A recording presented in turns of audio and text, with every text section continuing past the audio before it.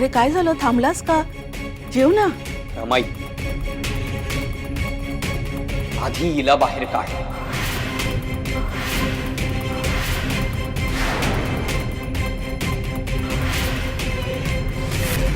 ही इथे असेल तर माझ्या घशाखाली घास उतरणारच. हाकल तिला आणि बजावून सांग की हिची सावली सुद्धा माझ्यावर पडता कामा नये.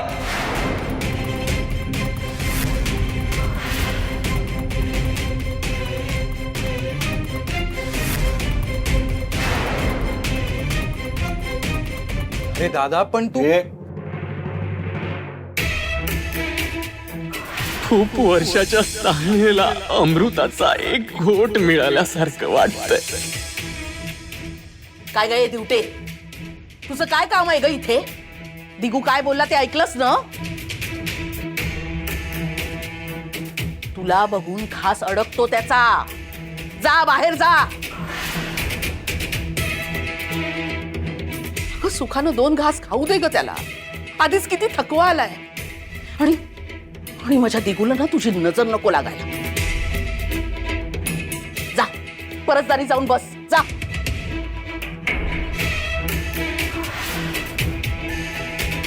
भांडी झाली ना की घासायला बाहेर पाठवते. उगाच तुझी इथे लुडबुड नकोय मला. निघ. अगं जा ना.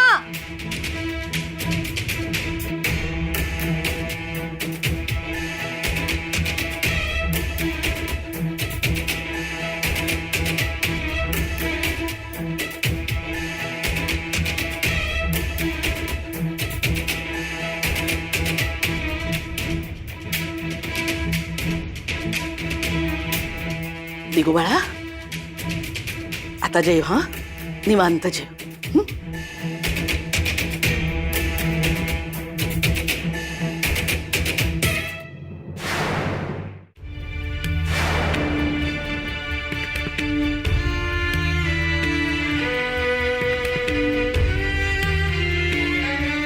ही मला मादक द्रव्य पाजते आणि तरी इथेच राहते.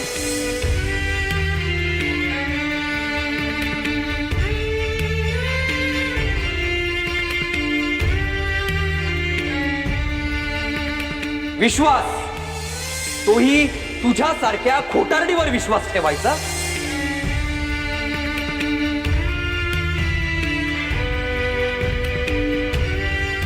तुला सवयच आहे. वाटेल तसं वागायचं, चुका करायच्या, विश्वासघात करायचा आणि त्याचं खापर इतरांच्या माती फोडायचं.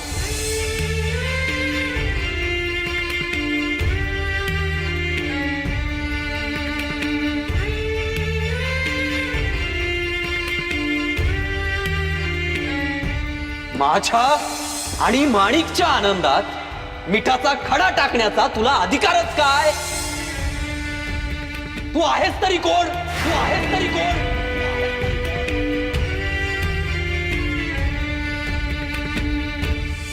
माझ्या मनात तुझ्याबद्दल द्वेष आणि संताप होता, पण आता मला तुझी शिसारी आली. शिसारी.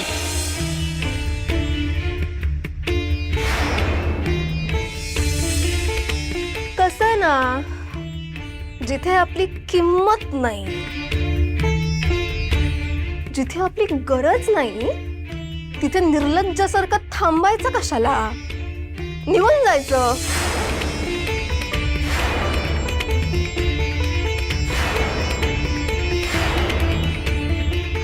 अशा माणसांचं आयुष्य ना वाटेवरच्या दगडासारखं असतं.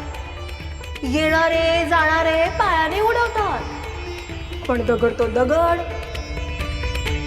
ठिम्म काही फरक पडत नाही.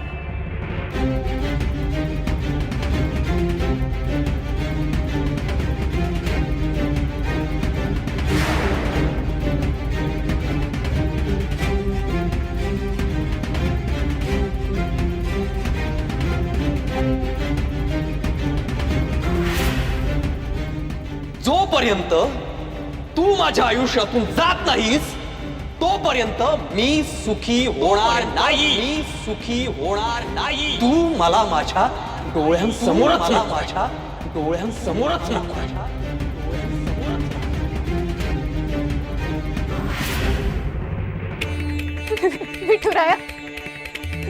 विठुराया क्षणोक्षणी अपमान सहन करत इथेच राहू का दूर निघून जाऊ?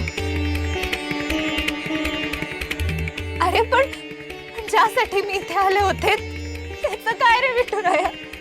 माझ्या घरासाठी माझ्या आहोंसाठीच इथे आले होते ना.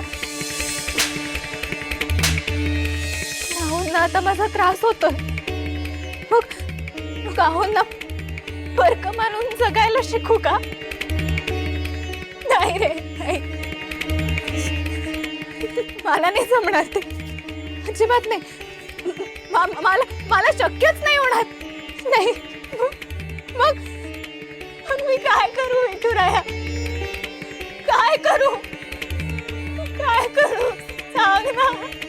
सांग ना विठुराया. मी काय करू? सांग ना विठुराया.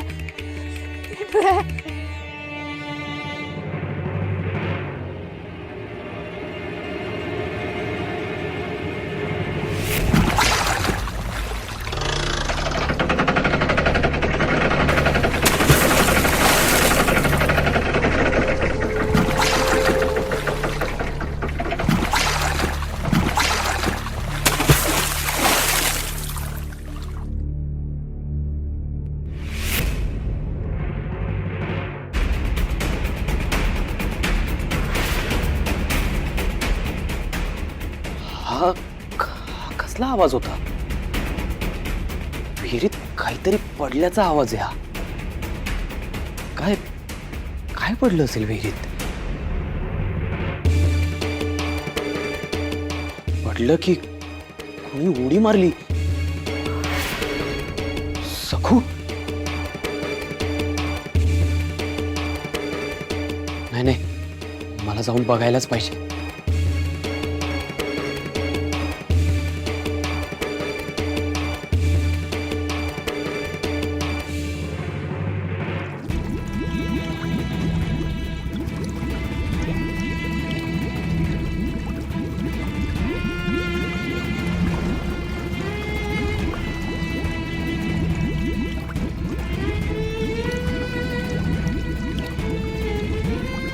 जगण्यासारखं काही राहिलंच नाहीये रे विठुराया.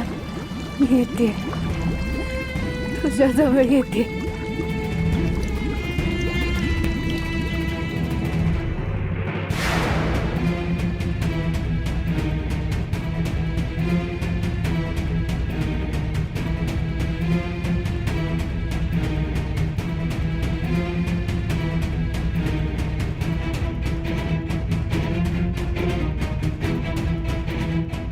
नाही, काही नाही. पण मग मला भास झाला होता की खरंच विहिरीत काही पडलं होतं.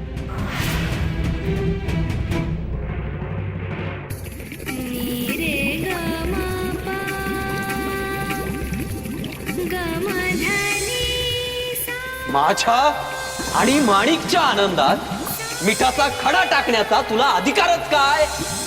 जोपर्यंत तू माझ्या आयुष्यातून जात नाहीस तोपर्यंत मी सुखी होणार नाही.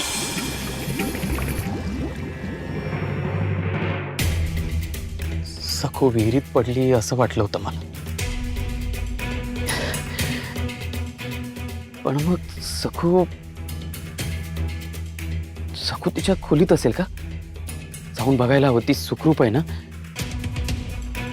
हा, बघायला हवं.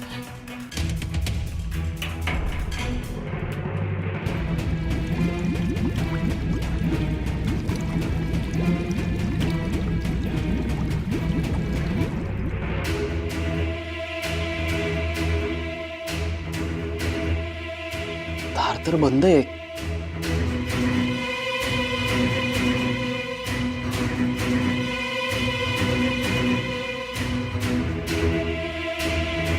मग सखू खोलीत आहे की नाहीये?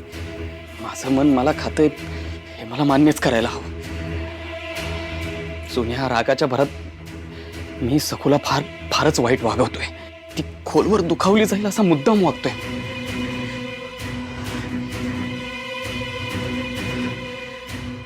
तिला काय वाटत असेल याचा कणभरही विचार न करता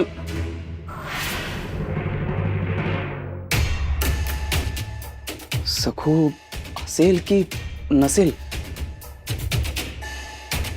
बघू का आता आत खोलीत जाऊन. हे, बघतोच.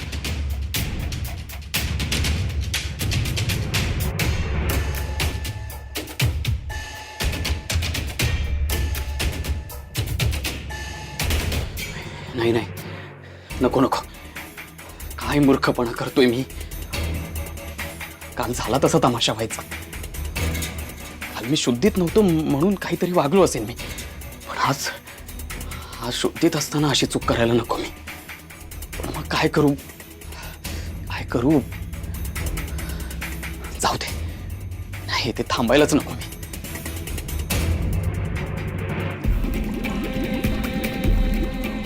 एक दिवस मी माझ्या बोटांवर सावकारांना सासूबाईंना माझ्या मर्जीने नाचवणार. दिगुशेठच्या शरीरात उत्तेजक द्रव्य मादक द्रव्य गेलेलं आहे. असले द्रव्य शरीरासाठी घातक असतात, ज्याचा मेंदूवर मन शरीरावर प्रतिकूल परिणाम होऊन जीव धोक्यात येऊ शकतो. नाही आहोंवर संकट आलं तर माणिकताई साथ देणारच नाही. आणि मी नसले तर माणिकताई कोणत्याही थराला जातील. खरंच सगळ्यावर कब्जा करतील.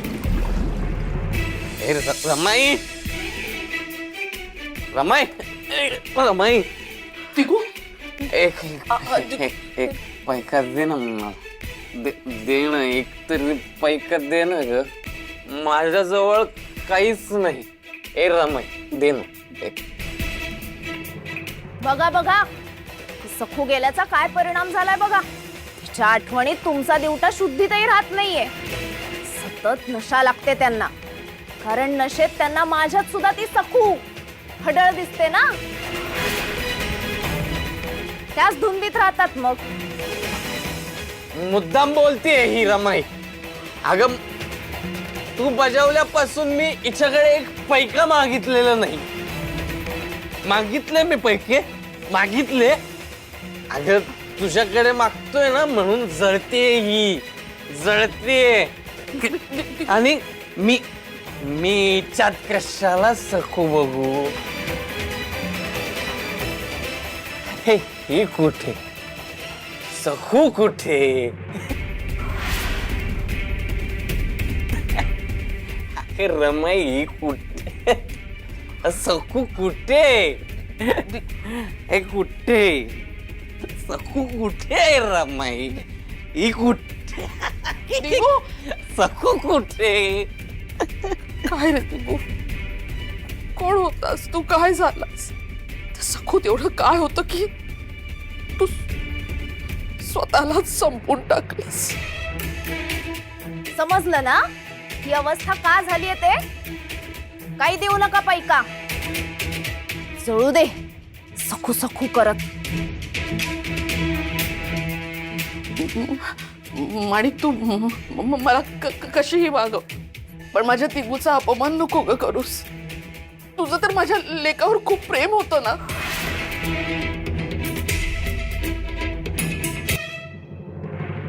अपमान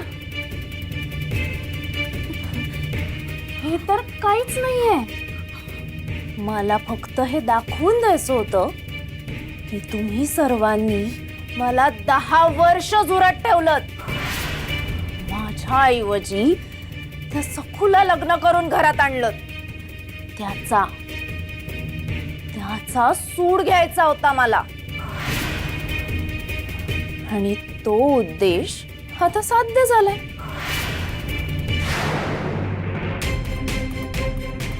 बघा आता मी या अवघ्या साम्राज्याची सम्राज्ञी. आणि तुम्ही माझे हुकूम मुकाट्याने ऐकायचे. आतापासनं तुम्ही दोघे माझ्या बोटांवर नाचणाऱ्या खटपुतळी बाहुल्या.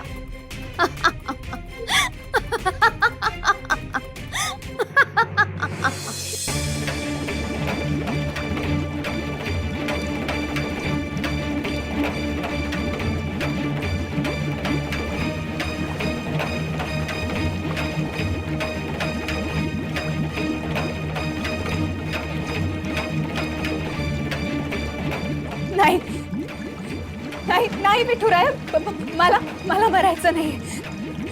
मला मला परत जायलाच हवं. कितीही त्रास झाला तरी तरी तरी मला लढाई अर्ध्यावर नाही टाकता येणार.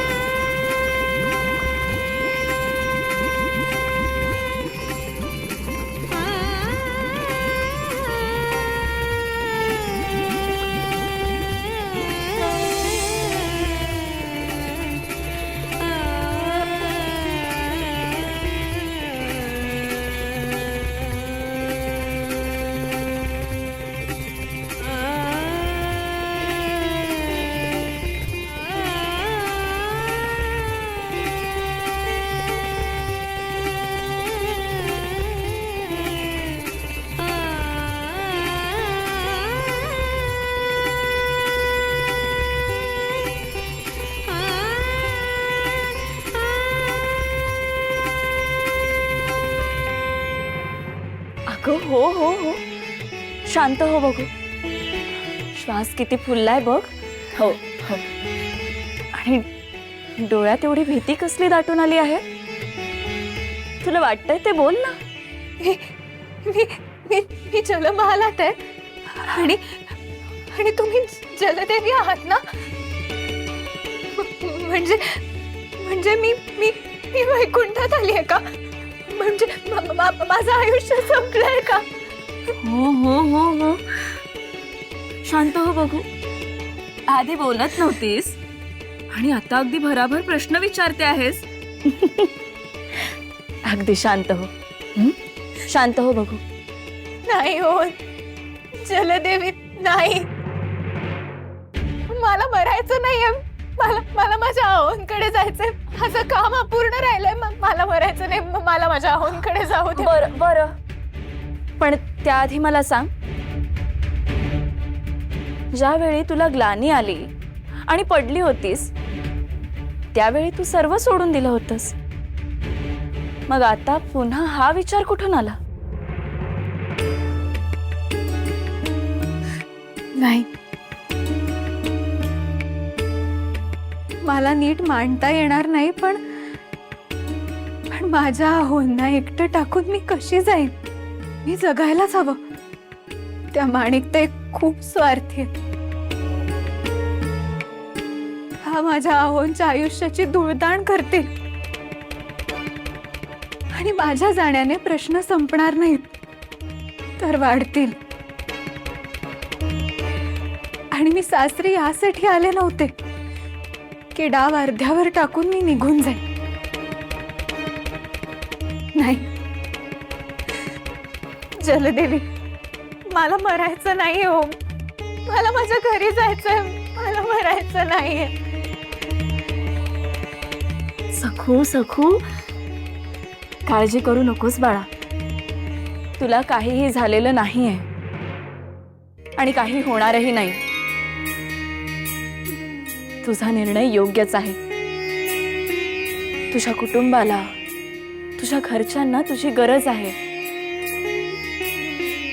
तुझ्या हातूनच तुझ्या घराण्याचा उद्धार होणार आहे.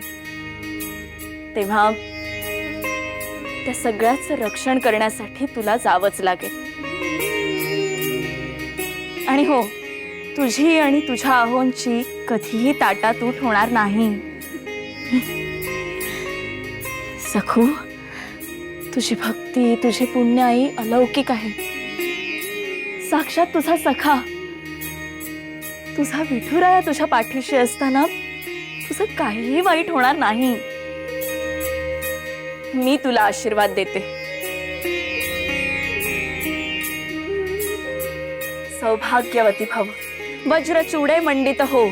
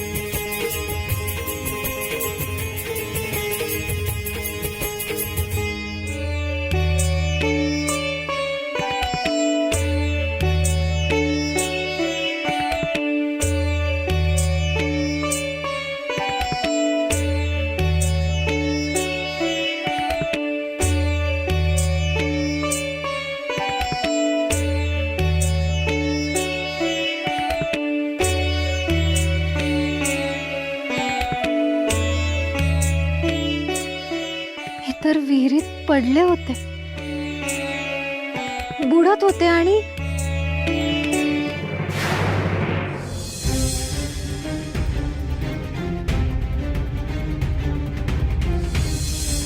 स्वप्नच असेल, असं कसं होईल?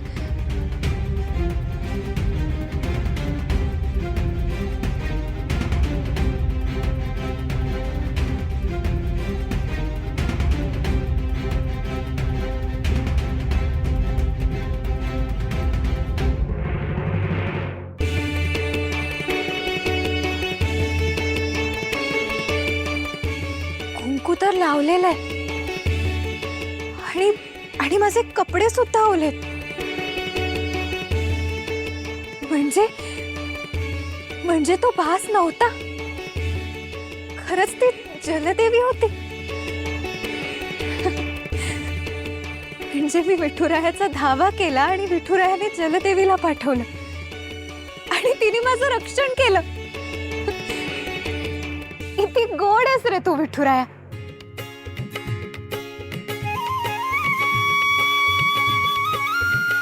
जलदेवी, तू फक्त माझं रक्षण नाही केलंस, तर मला एक नवीन संजीवनी दिलीस. अलौकिक उत्साह संचारलाय.